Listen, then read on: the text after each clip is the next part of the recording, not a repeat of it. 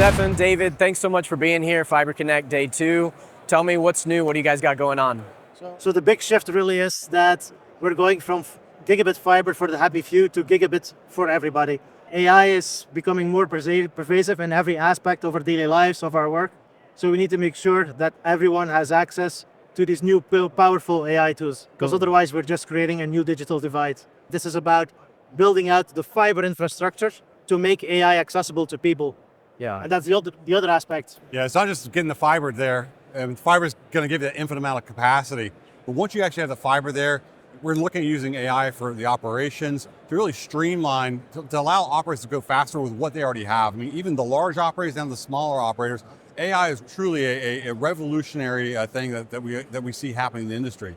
So AI for operations, AI for insights, AI for speed of deployment. So these are the things that we're bringing to the market through our Altiplano, our Corteca, and our Broadband Easy. Is really enabling operators to go so much faster than they have in the past. Yeah, so I mean, you mentioned it's been in the oven for a long time, but the last few years, you don't have to look far. Like AI is everywhere, but we're still kind of in that phase where, you have to sift through the hype to really see where the impacts are going to be, where the impacts of longevity really are going to be. And so from an operator perspective, where do you guys see those impacts being? Now, we're now at the point where operators ask the question, okay, this is great technology. Sure. Is it a science experiment, or is it actually going to do something for my network?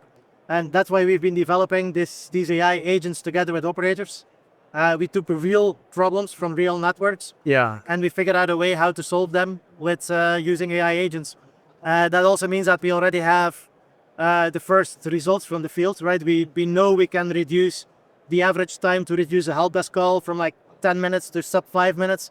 We know that we can make installs first time right more than 50% of the time. Yeah. And that translates directly into savings for the operators. I think the other part of it too is the entire ecosystem, and not just the active vendors such as ourselves, but other vendors in the entire ecosystem to build a fiber network, to operate a fiber network, all working together to kind of bring this together. And this is why you have this moment in time where you see, there's a lot of AI happening. AI is not a chatbot, okay? It's not a chatbot. It is truly services that are interconnected to create new experiences, to bring these type of experiences to the market faster. And again, it takes a whole village to make it all happen. And again, what we've been bringing to the table, with our open standards, our open access, open capabilities, this is prime fuel for driving this whole AI machine forward.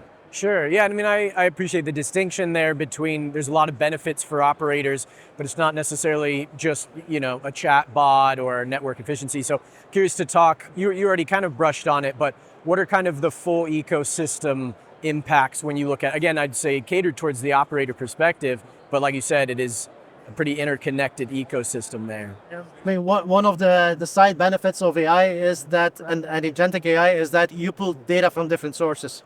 Right, so the industry typically works with, you have a domain controller for the access network, you have a domain controller for the transport network, you have a domain controller for the home.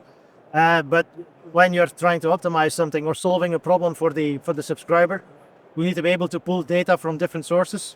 Yeah. Right, and then the AI agent needs to make sense of it, because customer complains.